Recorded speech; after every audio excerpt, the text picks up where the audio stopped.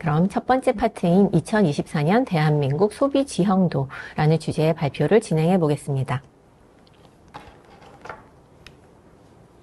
먼저 오픈 서베이 소개를 잠깐 드리면요. 저희는 전 세계 패널로부터 시장과 소비자에 대해서 깊이 있는 인사이트를 찾아서 전달해 드리는 패널 리서치 서비스, 그리고 고객과 임직원 경험을 분석해서 제품, 브랜드, 조직의 성장 기회를 찾도록 돕는 플랫폼인 데이터 스페이스, 그리고 오픈 서베이가 자체적으로 기획하고 수집한 산업군별 트렌드 데이터, 이렇게 여러 가지 활동을 통해서 기술로 데이터의 가치를 더하고 데이터로 일하는 문화를 만들어가고 있습니다.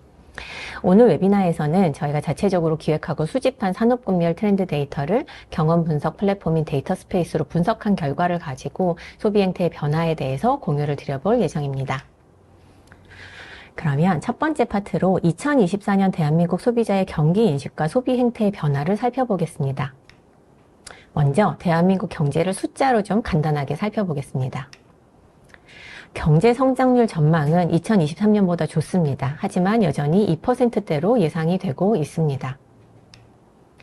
반도체 호황 덕분에 수출 경기는 좋지만 가격 인상 효과를 뺀 소매 판매, 즉 내수 경기를 보여주는 수치는 역성장 중입니다. 특히 전년도에도 역성장을 했는데 그로부터 또 더 역성장을 한다는 것은 그만큼 소비자들이 지갑을 닫고 있다는 뜻으로 해석할 수 있습니다. 전반적인 물가는 모두가 알다시피 코로나 시기를 지나면서 좀 올랐고요. 하지만 전반적 물가는 2020년 대비해서 약 한 15% 정도 오른 정도에서 안정세를 보이고 있지만 밥상 물가를 좌우하는 농산물 물가는 2020년 대비 1.5배에서 1.7배 정도를 기록하면서 아직 고공행진 중입니다. 거시적으로 볼 때는 1997년 금융위기 이후에 경제 성장률은 낮아지고 출산율과 실업률은 높아지는 저성장기에 들어섰다라고 보는 것이 맞을 것 같습니다. 그렇다면 소비자가 실제로 체감하는 경기가 어떤지 한번 살펴보겠습니다. 저희는 2019년 코로나19가 오기 직전이었던 2019년 11월에도 오늘과 유사한 세미나를 진행한 적이 있습니다. 그때는 오프라인 세미나로 진행을 했었는데요. 당시에는 경기 침체에 대한 위기감이 굉장히 큰 시기였기 때문에 이런 경기 침체 위기감이 소비자의 행태에 어떤 변화를 가져오고 있는지를 살펴보기 위한 조사를 진행을 했었는데 이번에는 그 당시와 유사한 질문들을 다시 한번 넣어서 2019년과 2024년의 변화를 살펴볼 수 있도록 진행했습니다. 오픈 서베이 패널 가운데 20세에서 79세까지 대한민국 인구 비례를 반영하는 방식으로 표본을 구성하여 조사를 진행을 했고요. 수집된 결과는 데이터 분석 플랫폼인 데이터 스페이스에서 분석하여 오늘 활용하였습니다.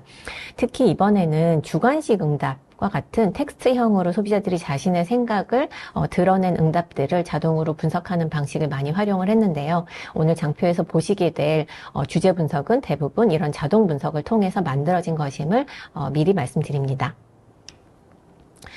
먼저 소비자들의 경기에 대한 위기감 한번 좀 보면요. 경기 침체에 대한 위기감이 높았던 2019년보다도 현재의 경제 상황을 위기로 인식하고 있고 향후에도 악화할 것으로 보고 있습니다.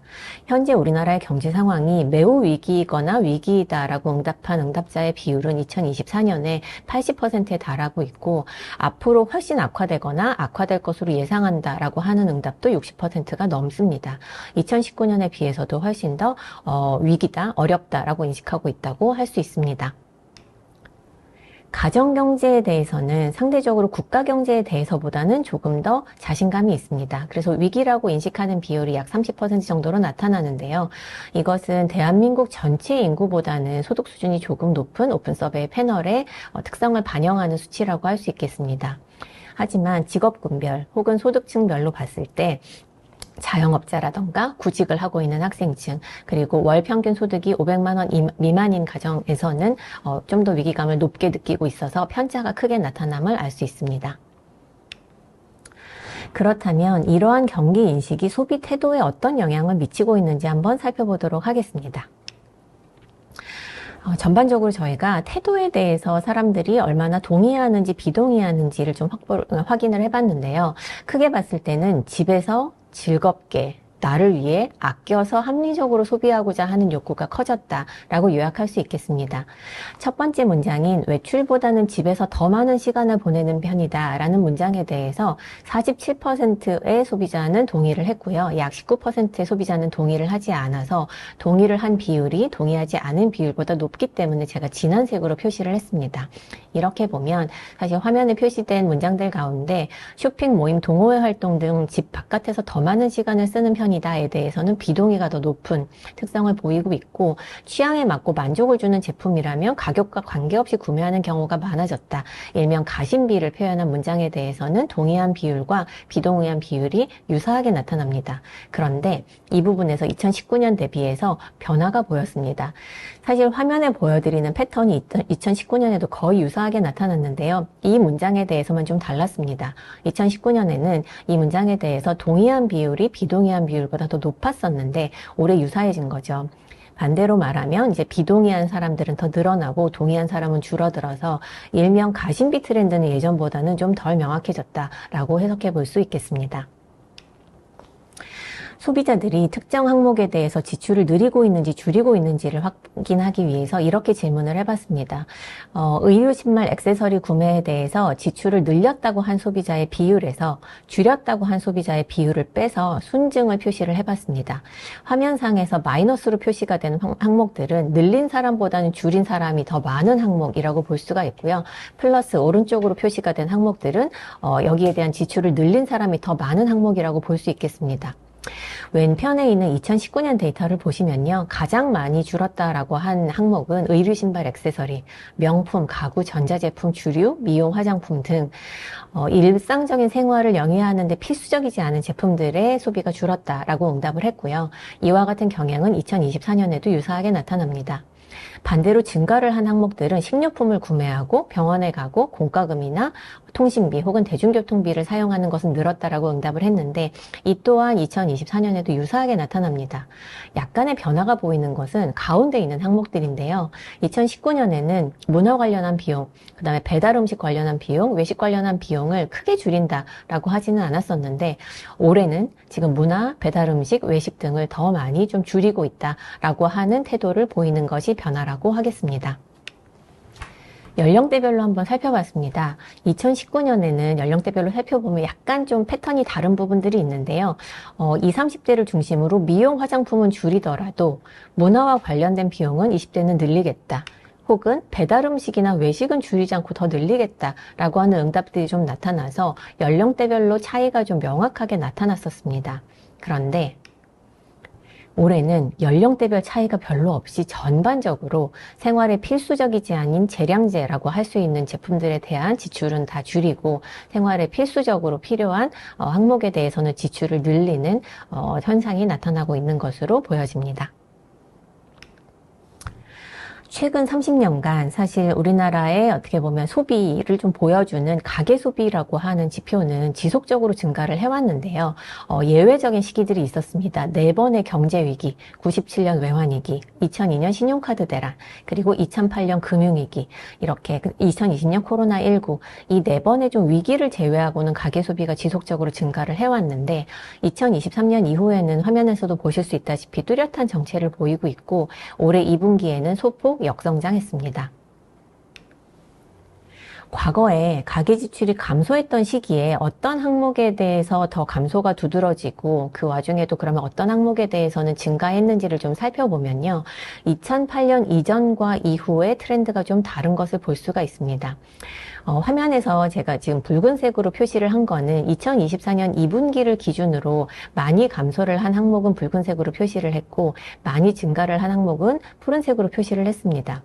2008년 이전에 보시면은 사실 감소한 항목에 붉은색과 푸른색이 좀 섞여 있는 거를 보실 수가 있죠. 예를 들어 97년 외환위기에는 사실 필수품이라고 할 수 있는 식료품 및 비주류 음료 이런 것들도 다 줄였다라고 볼 수 있다라고 한다면 2008년 이후에는 상단에 이제 감소를 한 항목들은 오락 스포츠 문화, 의류 및 신발, 음식점 및 숙박 서비스, 외식을 의미하는 거겠죠. 이런 항목들이고 하단에 이제 증가한 항목으로 식료품, 그 다음에 가사 비품 및 생활용품 등이 나타나는 것을 볼 수가 있습니다.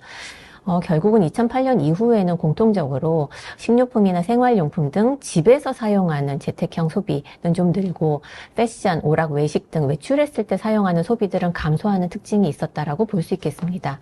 그렇다면 2025년은 어떨지 한번 조심스럽게 예상을 해보고 왔습니다. 앞서서 보셨던 데이터들 그리고 지금까지의 패턴들을 좀 살펴봤을 때 코로나19 이후에 더 뚜렷해진 외출형 소비 감소, 재택형 소비 증가라고 하는 패턴이 2025년에도 이어지지 않을까라고 예상이 됩니다.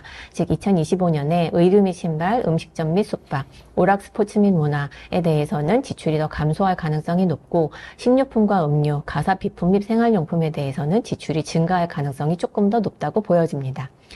제가 주류 및 담배는 2024년 2분기에 지출이 증가를 했는데 아직은 증가 예상 항목에다가 아주 확실하게 포함을 시키지는 않았는데요. 2024년도 2분기에 나타났던 변화들을 보면 외식을 안 하고 집에서 이제 맥주에 삼겹살 이렇게 드시는 분들이 많이 늘어서 대형마트에서 처음으로 맥주의 매출이 소주 매출을 이제 넘어섰다라고 하는 기사들도 나왔거든요. 그래서 사실 술 전체 소비가 늘었다라기보다는 유통 매장을 통해서 판매가 되는 주류의 소비는 조금 늘 수 있는 가능성이 있지 않나라고 생각이 됩니다. 하지만 모든 식료품 구매가 다 늘고 모든 오락문화 지출이 감소하는 것은 아닐 거라고 생각이 됩니다. 그래서 먹고 사고 시간을 보내는 방법의 각 영역을 조금 더 자세히 들여다보려고 합니다. 먼저 먹는 방법의 변화에 대해서 살펴보겠습니다. 2,000명의 소비자에게 물어봤습니다. 패널님의 가정과 주위에서 보이는 식생활 트렌드, 먹는 방법의 변화에 어떤 것이 있냐라고 응답을 받고요. 자동으로 주제 분류를 해서 좀 분석을 해봤더니 배달이 증가하고 집밥이 증가했다. 즉 집에서 먹는 상황들이 많이 늘어났기 때문에 이런 방법들의 변화가 있었다라고 하는 응답들이 있었고 반대로 외식은 감소했다라고 하는 응답이 많았고요. 먹는 메뉴의 특성에 있어서는 좀 간단한 음식을 선호하게 됐고 밀키트가 증가하고 건강하게 먹기 위해서 노력한다. 채소를 먹는다던가 이런 응답들이 좀 많이 나타나는 것이 보였습니다. 조금 더 상세하게 살펴보겠습니다.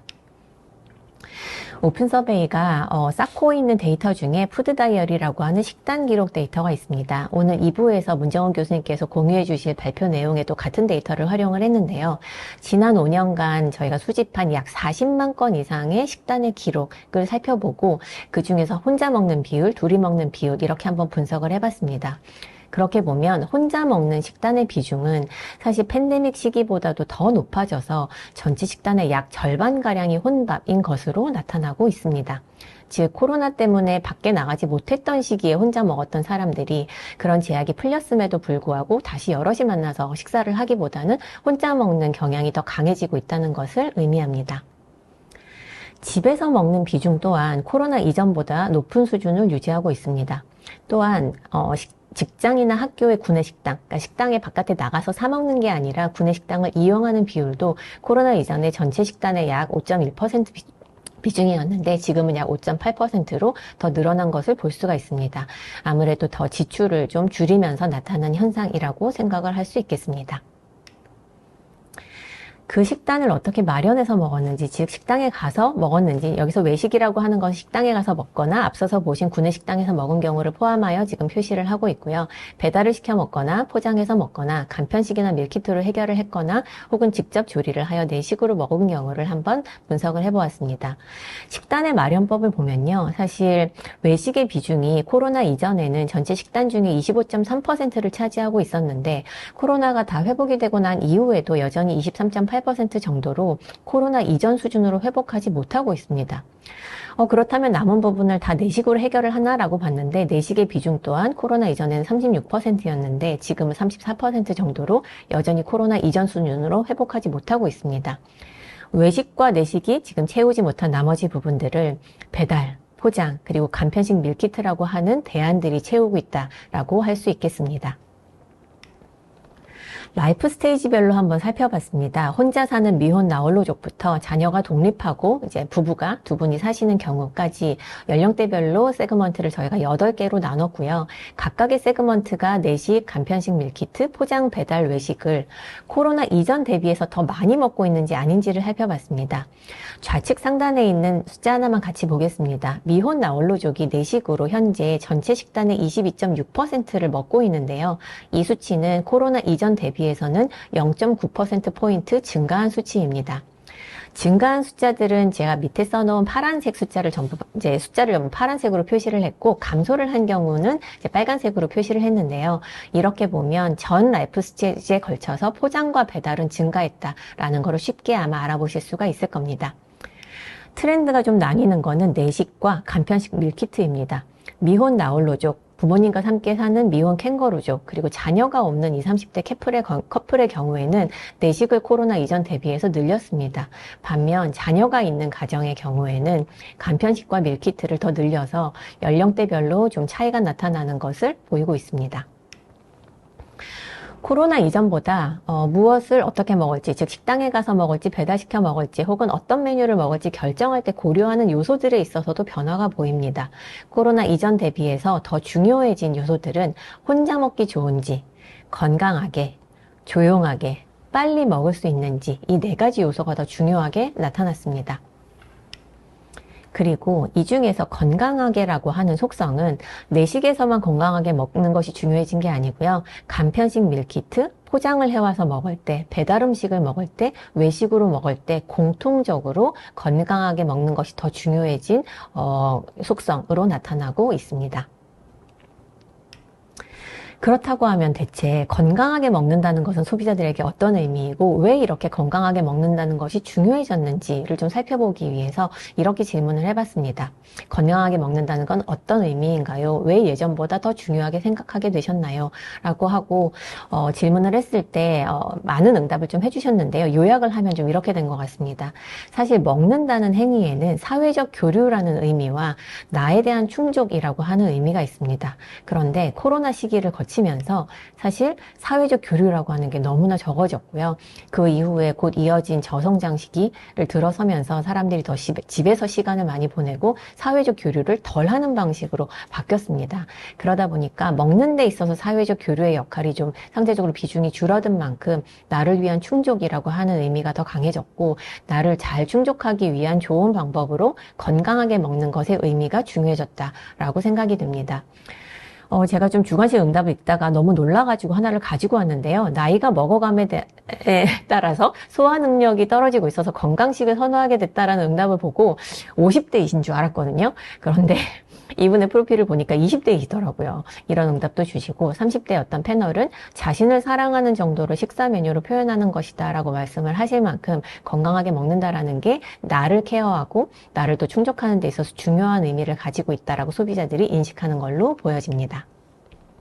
집밥을 건강하게 먹기 위해서 어떤 노력을 하는지를 들어봤더니요. 주로 채소를 많이 먹고 신선한 재료를 사용을 해서 요리를 하고 그다음에 튀기기보다는 굽거나 찌거나 하는 건강한 조리법을 사용한다라고 하는 응답이 많았고요. 특히 기름에 튀기는 대신에 에어프라이기로 조리를 하면 건강한 조리법이다라고 인식을 하는 것이 좀 눈에 띄었습니다.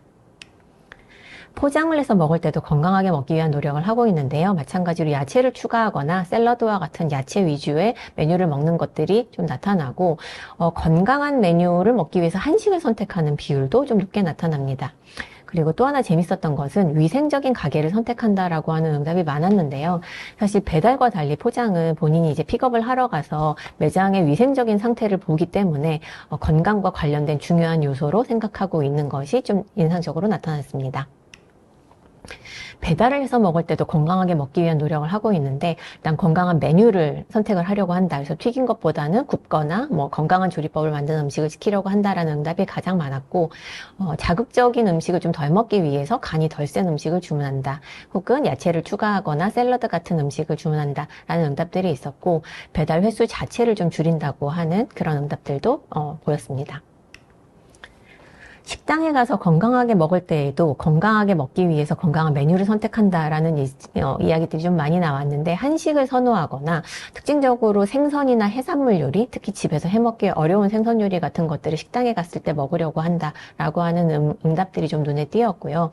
그다음에 간을 약하게 해달라고 요청하거나 젓갈이나 장아찌류는 좀 먹지 않고 국물을 조금 먹으려고 하는 그래서 나트륨 섭취를 줄이려고 하는 그런 노력들도 함께 눈에 띄었습니다. 또한 아까 포장에서는 위생적인 가게에서 포장하려고 해요라고 응답을 했는데 청결한 식당, 위생을 신경 쓰는 곳, 이런 곳에 가서 먹으려고 한다라는 응답이 나와서 식당을 이용을 할 때 건강과 관련해서 식당의 위생 기준 같은 것들을 더 까다롭게 보는 현상이 공통적으로 보였습니다. 간편하게 먹기 위해서 실천하고 있는 것을 한번 좀 물어봤더니요. 집밥 먹기, 제철 음식 먹기, 소식과 같은 행동과 관련된 응답들이 좀 많이 나왔는데 그 외에도 당 줄이기, 저나트륨 식이, 저탄수화물 식이와 같이 먹는 어떤 음식의 특성 자체를 변화시키고자 하는 노력도 많이 눈에 띄었습니다. 근데 그 중에 당을 줄이고 그 다음에 알코올을 줄이고 칼로리를 줄이고 이런 부분에 대해서는 사실 식품업계에서 굉장히 오랫동안 고민을 하셨고 대안을 많이 내주셨기 때문에 소비자들도 선택할 수 있는 대안이 좀 많아진 것 같은데요.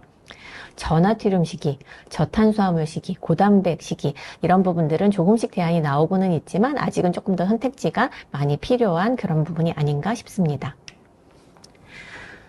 지금까지 이제 식생활 변화에 대해서 쭉 한번 같이 살펴봤는데요. 식음료 외식업계의 시사점이라고 하면 이렇게 요약을 좀 해볼 수 있겠습니다. 제조사라고 한다면 밀키트 간편식에도 이제 건강식 라인이라고 하는 걸 도입하는 걸 고려해 볼 수 있겠습니다.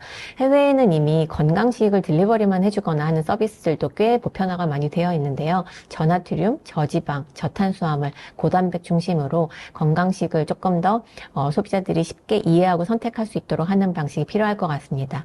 또 하나는 사실 채식은 한국에서는 아주 메이저 세그먼트가 여태까지도 잘 못 되고 있더라고요. 근데 한국인들이 원하는 거는 이번 결과를 보니까 채식 밀키트라기보다, 즉 단백질이 전혀 없는 채식 밀키트라기보다는 채소가 더 많은 밀키트를 원하는 것 같아요. 그래서 이런 밀키트 옵션을 제공한다던가 밀키트에 추가해서 먹을 수 있는 채소를 같이 쉽게 구매할 수 있는 방법 같은 것들에 대한 수요가 더 생기지 않을까 합니다. 유통이나 배달앱을 운영하고 계시다고 하면 사실 배달앱에는 오른쪽 하단에 제가 이미지를 붙여놨는데 메뉴 카테고리라고 하는 거를 이제 굉장히 잘 보여주고 계시죠. 근데 여기에 건강식이나 채식, 제철 음식과 같은 카테고리가 들어갈 수 있지 않을까라는 생각을 좀 해볼 필요가 있는 것 같습니다. 또한 건강식으로서 한식에 대해서 소비자들의 관심도가 높아지고 있기 때문에 한식의 카테고리를 세분화하거나 조금 더 잘 보여줄 수 있는 방식에 대해서 고민해 볼 수 있을 것 같고요. 메뉴별 원재료 무엇인지 너무너무 알고 싶어 합니다. 원재료에 대해서 상세한 정보를 제공하고 저염, 저당, 채소 추가 옵션을 제공하는 것도 고려해 볼 수 있을 것 같습니다. 마지막으로 위생적인 가게, 그리고 국산 재료 이용을 하는 가게를 인증하는 것과 같은 가게에 대해서 조금 더 소비자들이 안심하고 건강에 좋은 것들을 선택할 수 있게끔 도와주는 장치도 고려해 볼 수 있을 것 같습니다. 외식이라고 하면 사실 건강식 메뉴 개발 여전히 중요할 것 같고요. 메뉴 옵션으로 저염이나 저당이나 채소 추가 같은 것들을 조금 더 규격화된 옵션으로 제공하는 것도 생각해 볼 수 있을 것 같고, 건강식을 RMR 형태로 개발해서 제공하는 데서도 기회를 찾을 수 있을 거라고 생각이 됩니다. 다음으로 구매 행동 변화에 대해서 좀 이야기를 해보겠습니다. 마찬가지로 2,000명의 소비자에게 물었더니요. 가장 많이 나온 거는 오프라인에서 덜 사고 온라인에서 산다. 그리고 가격이 중요하고 가격 비교를 많이 한다. 라는 응답입니다. 사실 온라인 쇼핑은 이미 코로나 때 다 보편화가 된 거 아닌가? 라는 생각을 하실 것 같은데요. 응답을 좀 잘 읽어보면 지금 새롭게 온라인 쇼핑을 하게 된 소비자가 많지는 않지만 과거에는 오프라인에서 사던 것도 이제는 온라인에서 사서 정말 이제 온라인이 위주가 되어가는 그런 변화가 생기고 있는 걸로 보여집니다. 소비자들이 물건을 구매할 때 더 중요하게 고려하게 된 것이 무엇인지를 보니까 가성비, 품질, 가격 이 세 가지 항목이 중요한 정도로는 좀 유사하게 나타났고요. 그래서 더 가격 경쟁력이 높은 온라인이나 다이소에서 구매를 늘리고 있다라고 하는 응답도 같이 나타나고 있습니다.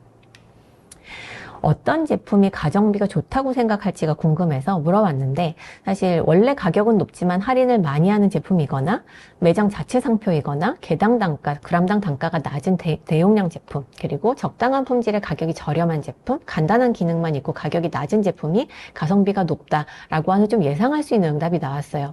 그렇다고 하면 모든 소비자가 이런 선택을 하고 있을까요? 사실 현실은 그렇게 간단하진 않습니다. 가격과 품질 그리고 그 밖의 요인이 카테고리별로 다르게 나타나기도 하기 때문에 어떻게 상호작용을 하는지 알아보기 위해서 작은 실험을 해보았습니다. 이렇게 물어봤습니다. 대표적인 카테고리에서 소비자가 선택할 수 있는 선택지를 드렸어요. 예를 들어서 가공밥 같은 경우에는 36개 번들 오뚜기 밥 그람당 단가가 조금 더 낮게 구매할 수 있는 옵션과 쿠팡 햇반 백미밥을 6개만 사기 때문에 그람당 단가가 조금 더 높은 옵션을 제시를 하고 어떤 걸 구매할지를 물어봤을 때 약 60.5%의 소비자는 쿠팡 6개짜리를 사겠다라고 쿠팡에서 햇반 6개짜리를 사겠다라고 응답을 했습니다. 그 이유가 무엇인지를 물어봤는데 가성비가 좋아서 선택했다라고 한 사람들 중에서는 햇반 백미밥을 선택한 비율은 22%고요. 78%는 오뚜기 백미밥 36개 번들을 선택을 했습니다. 이 바에서 높이는 해당 항목을 중요하게 생각한 소비자의 비율이고 가로, 넓이는 그 이유 때문에 이 옵션을 선택한 사람의 비율입니다. 따라서 오른쪽에 지금 연한 연두색으로 표시된 부분의 면적을 전부 다 합치면 전체 면적이 60.5%가 되는 개념이라고 생각을 해보시면 되겠습니다.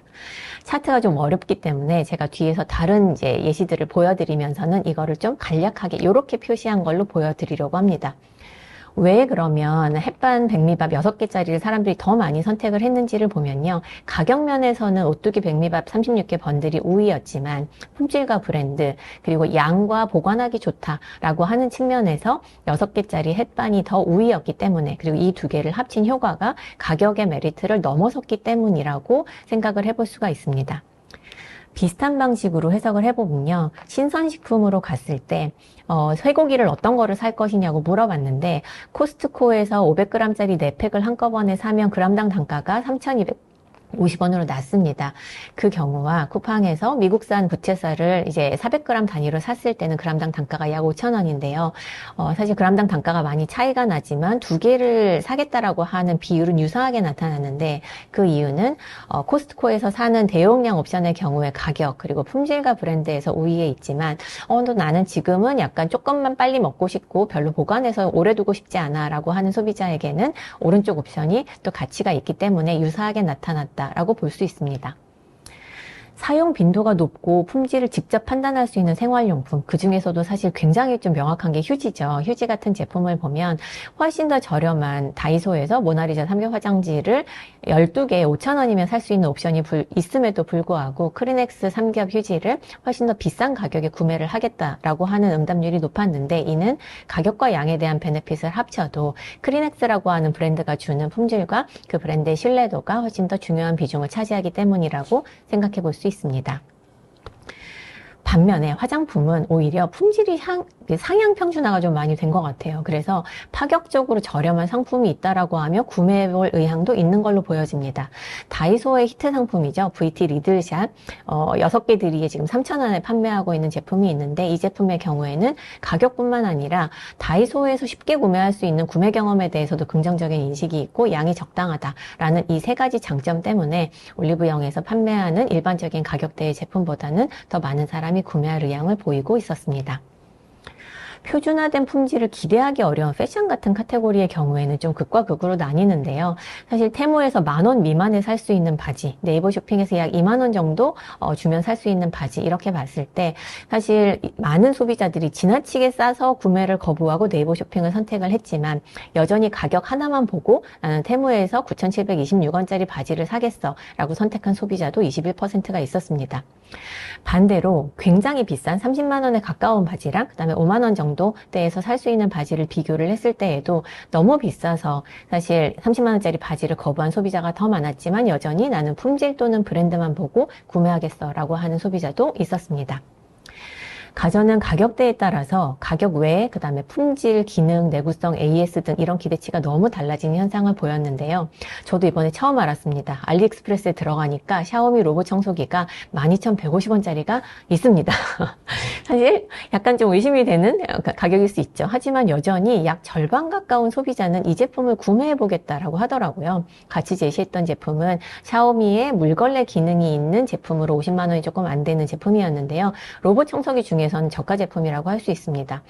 기대치가 너무 높지 않은 가격대이기 때문에 오히려 파격적으로 싼 12,000원짜리 제품도 한 번쯤은 사보겠다라고 하는 의향을 나타낸 걸로 보여지고요. 반대로 100만 원 이상의 제품대로 가니까 이제는 가격이 아니라 AS가 잘 될 것 같아서 그다음에 오래 쓸 수 있을 것 같아서 이런 다른 기대치들 때문에 선택을 하는 현상이 좀 나타났습니다. 요약을 해보면 이렇게 되는 것 같습니다. 가성비에 대해서 조금 더 저희가 정의를 잘 해봐야 되는 것 같아요. 첫 번째는 소비자들의 그 인식상에서는 일단 내가 수용 가능한 일반적인 가격 범위에 대해서 좀 생각을 하는 것 같아요. 그래서 그보다 낮으면 아예 거부하거나 아니면 차라리 아예 그냥 이렇게 싼 거 한번 사볼까라는 선택을 하게 되고, 그보다 높으면 너무 비싸니까 거부하거나 아니면 가격을 전혀 생각하지 않고 확실한 장점이 하나 있을 때 구매를 하게 되는 것 같습니다. 그렇다면 이 수용 가능한 가격 범위 안에 들어올 때 소비자의 언어로 가성비, 즉 여러 가지를 고려해서 구매 의사결정을 하게 되는 것 같은데요. 이 가성비 판단에 들어가는 요소는 가격과 품질 이외에도 굉장히 여러 가지 있다는 것을 이번을 통해서 알게 되었습니다. 특히 분모에 해당하는 것 중에서는 가격 외에 시간이라고 하는 게 굉장히 중요한 부분을 차지하더라고요. 시간을 줄여줄 수 있는 온라인 구매, 대량 구매 같은 것들도 가성비 좋은 구매 방식의 옵션이다라고 생각을 하는 것을 봐서 사실 가성비를 판단을 할 때 소비자의 이 시간에 대한 인식도 같이 고려를 하는 것이 필요할 것 같고요. 분자에 해당을 하는 부분은 효용과 양이라고 하는 것을 이제 크게는 소비자들은 판단을 하는데, 특히 효용 안에는 일반적으로 저희가 생각하고 있었던 품질과 브랜드뿐만 아니라 얼마나 다양하게 활용할 수 있는지, 오래 쓸 수 있는지, 그다음에 이걸 내가 사서 만족감이 있을지, 구매를 하는 과정이 얼마나 즐거울지, 그리고 이걸 구매하는 과정에 대해서 내가 얼마나 안심할 수 있는지까지도 중요하게 고려하기 때문에 사실 이렇게 좀 다양한 측면에서의 가성비 판단에 영향을 주는 요소들을 잘 활용할 필요가 있다고 생각됩니다. 제조 유통업계에 계시다고 한다면 일단은 내가 지금 판매하고 있는 카테고리에 대해서 일반적인 소비자가 수용 가능한 가격대라고 하는 걸 조금 파악을 하셔야 될 것 같아요. 수용 가능한 가격대를 파악하는 방법론은 굉장히 여러 가지가 나와 있는데 카테고리별로 적정한 방법론을 선택하는 것이 필요합니다. 그리고 그 이내에서 내가 제품을 판매하려고 한다고 한다면 가격 외에 하나의 확실한 강점을 발굴하고 명확하게 소구하는 것이 중요한 것 같습니다. 특히 품질에 있어서는 가성비가 좋다가 저가나 저품질이라는 것과 절대로 동의어가 아님이라는 것을 저희가 확실하게 좀 이해해야 할 것 같습니다. 사실 코로나19 이후에 빅브랜드 중심으로 시장 점유율이 올라가는 현상이 있었는데, 이거는 신뢰라는 게 굉장히 중요한 가치로 자리 잡았기 때문이거든요. 마찬가지로 그 현상이 좀 지속이 되면서 품질에 대한 최소한의 기대치를 충족하고 신뢰할 수 있는 제품이다라고 생각이 될 수 있어야 그 다음에 가성비 평가를 받을 수 있는 자격이 생긴다라고 하는 것을 잊지 않으셨으면 합니다. 그리고 아까 활용도라는 게 이제 가성비의 좀 중요한 변수라고 말씀을 드렸는데, 다목적 제품, 5in1, 소포장 이런 것들이 조금 이제 중요한 부분으로 더 중요해질 거라고 생각이 되고요. 내구성 측면에서는 AS라고 하는 비제품적 요소, 그리고 특히 커머스 같은 걸 운영을 하신다고 하면 시간을 줄여줄 수 있는 검색이나 필터, 가격대별 제품을 분류하고 쉬운 재구매 옵션을 주는 것 등등의 기능이 더 중요해진다라는 것을 생각해 주셨으면 좋겠습니다. 마지막으로 시간을 보내는 방법의 변화에 대해서 이야기를 좀 해보겠습니다. 마찬가지로 어떻게 시간을 보내는 방법의 변화가 좀 생기고 있는지를 물어봤더니요. 크게는 유튜브를 보거나 온라인 스마트폰을 사용해서 뭔가를 한다라고 하는 응답도 있었지만, 밖에 나가서 운동하고 독서를 한다라고 하는 오프라인 활동이 조금 더 늘어나고 있다라고 하는 응답도 좀 많이 섞여서 나타나더라고요. 그래서 조금 더 나눠서 물어봤습니다. 이렇게 구분을 하면 1년 전 대비해서 어떤 변화가 있었냐라고 물어봤더니요. 다른 사람 만나는 거에 비해서는 혼자 지내는 시간이 늘었고, 야외에서 보내는 시간에 비해서는 실내, 집에서, 카페에서 보내는 시간이 늘었다고 응답을 했고, 오프라인보다는 온라인 모바일에서 보내고, 미리 계획한 일을 하기보다는 계획 없이 즉흥적으로 보내는 시간이 늘었고, 필수적인 일에 쓰는 시간보다는 여가 시간이 늘었다고 응답을 했습니다. 이거를 다 조합을 해보니까 콘텐츠 소비이더라고요. 그러면 콘텐츠 소비라고 하는 행동이 어떻게 변화했는지를 조금 더 살펴보도록 하겠습니다. 근데 모든 콘텐츠 소비가 는 게 아니어서 저도 이 데이터를 굉장히 좀 흥미롭게 봤습니다. 숏폼을 이용한 사람들의 비율은 2023년 대비해서 많이 높아졌는데요. OTT 활성 사용자 수도 늘었습니다. 하지만 웹툰 활성 사용자 수는 좀 놀랄 만큼 급격하게 지금 감소하고 있는 그런 현상을 보이고 있습니다. 왜 이런 현상이 나타나는지를 한번 보면, 표면적으로는 이런 다양한 대안들 사이에 카니발라이제이션이 일어났기 때문입니다. 영화 볼 거 없고 비싸서 안 가요 하다 보니까 영화 보는 수요가 OTT로 좀 옮겨갔고요. 그리고 이제 OTT 자체의 어떤 재미 때문에 늘어나기도 했지만 또 OTT 자체도 이제 좀 구독료 부담이 되기도 하고 그냥 차라리 유튜브 보는 게 나은 것 같아요. 해서 OTT의 수요가 또 줄어드는 현상도 보입니다. 웹툰의 경우에는 너무 뻔하고 양산형 작품들이 많아져서 안 보거나 아니면 쇼폼으로 넘어갔다라고 하는 응답이 좀 많이 나타나서 여기서 이제 감소가 있었구나라고 생각이 되고요. 쇼폼은 기본적으로 짧은 시간을 즐겁게 보낼 수 있는 수단이기 때문에 많이 늘었지만 여기도 마찬가지로 동일한 콘텐츠 계속 비슷한 거 보이고 그다음에 도파민 중독 우려 때문에 이제 줄이고 운동이나 다른 행동으로 대체를 하고 있다라고 하는 응답도 나타나서 각 콘텐츠 유형별로 증가와 감소 요인이 좀 많이 섞여 있지만 전반적으로는 콘텐츠 경쟁력이라고 하는 것들이 좀 중요해지고 있지 않나라는 생각이 들었습니다. 그래서 콘텐츠 소비가 활발한 20, 30대만 한번 좀 잘라가지고 다시 한번 살펴봤는데요. 콘텐츠 유형별로 이 콘텐츠를 소비하는 게 늘었다, 줄었다라고 한 응답을 한 사람들의 비율을 같이 한번 표시를 해봤는데 쇼폼이나 OTT, 웹툰, 웹소설과 같은 대표적인 디지털 콘텐츠에 대해서 20, 30대 안에서 증가했다라고 말한 사람도 유의미한 수준이 있었지만 감소했다라고 말한 사람도 꽤 유의미한 수준으로 나타났습니다. 특히 콘텐츠를 다양하게 많이 보는 헤비 유저부터 좀 적게 보는 라이트 유저까지 좀 그 정도를 나눠서 비교를 해보니까 헤비 유저 안에서 늘었다는 사람도 증가했다는 사람도 훨씬 더 많게 나타나서 헤비 유저를 중심으로 콘텐츠 이용 행태의 변화가 나타나고 있다라고 생각이 됩니다. 쇼폼 소비를 줄이는 이유를 한번 좀 물어봤더니요. 그냥 시간이 부족해서 외부에 나가서 하게 돼서 이런 이제 이유들을 좀 제외하고 보면 볼 게 없다, 재미가 없다라고 하는 응답, 그리고 도파민 중독, 자극적 피로, 뇌 건강에 걱정이 된다라고 하는 응답이 좀 크게 나타났는데요. 이때 왜 재미가 없고 볼 게 없다라고 하는지를 좀 보면 광고 같은 콘텐츠, 그리고 혐오 콘텐츠, 수익 창출만을 목적으로 하는 콘텐츠에 대한 피로도가 작용을 하고 있다라고 보여집니다. OTT 소비를 줄이는 데 있어서는 구독료 부담 외에도 독창성 있고 완성도가 높은 콘텐츠가 부족해요. 즉 똑같이 볼 것이 없다라는 얘기를 하고 있어요. 그래서 반복적이고 뻔한 소재를 사용한 콘텐츠나 퀄리티 완성도가 낮은 콘텐츠들을 보기 싫다라고 하는 응답들이 많이 보이고 있습니다. 웹툰을 이제 줄이는 이유에서도 마찬가지로 흥미가 없어졌고 재미가 없어요, 볼 게 없어요 라는 응답이 나오는데 여기는 특징적으로 양산형 작품이라고 하는 키워드를 사실 소비자들이 실제로 응답을 하고 있습니다. 이 양산형 작품이 뭔지를 좀 보면 반복적이고 뻔한 소재를 사용한 콘텐츠, 개성이 없고 흔한 캐릭터가 나오는 즉 어떻게 보면 기존의 성공 방정식을 좀 복제해서 계속해서 만들어내는 것과 같은 그런 콘텐츠에 대한 피로감이 영향을 많이 미치고 있다라고 보여집니다. 소비자들한테 1년 전 대비해서 어떤 여가 활동을 할지 선택할 때 중요하게 고려하는 것, 좀 덜 중요하게 고려하는 것이 무엇인지를 물었는데요. 가장 많이 증가한 것은 놀랍게도 소소한 행복을 느낄 수 있는지와 정신적 건강에 도움이 되는지입니다. 요즘 피크민 블룸 저는 안 하는데요. 저희 회사에도 아주 난리입니다. 근데 이 게임이 나온 지가 3년이 넘었거든요. 갑자기 3년 만에 유행을 하게 된 데는 지금 화면에서 보시는 것 같은 소비자들의 니즈가 좀 작용하지 않았나라고 생각이 됩니다. 소비자를 붙잡기 위해서 무엇이 필요할까라는 생각을 좀 해봤는데 사실 화면의 오른편에 보이는 게 어떤 의미냐면요. 생성형 AI가 만든 데이터를 다시 생성형 AI에게 줘서 이미지를 만들었을 때 이미지의 퀄리티가 아주 급격하게 떨어지는 현상을 보여줍니다. 즉 기존 데이터만 기반으로 해서 계속해서 성공 공식을 복제하거나 그 데이터만을 바탕으로 해서 뭔가를 계속 만들어 갈 때는 계속해서 그 퀄리티를 높게 유지하기가 어렵다는 뜻이라고 볼 수 있습니다.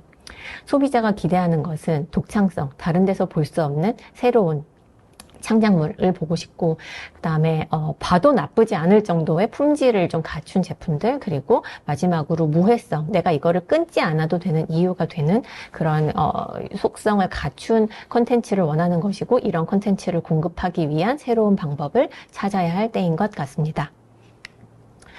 오늘 이야기를 좀 제가 많은 말씀을 드렸는데 키워드 중심으로 좀 정리를 해보겠습니다. 먹는 방식에서의 트렌드는 건강이라는 키워드로 말씀을 드렸고요.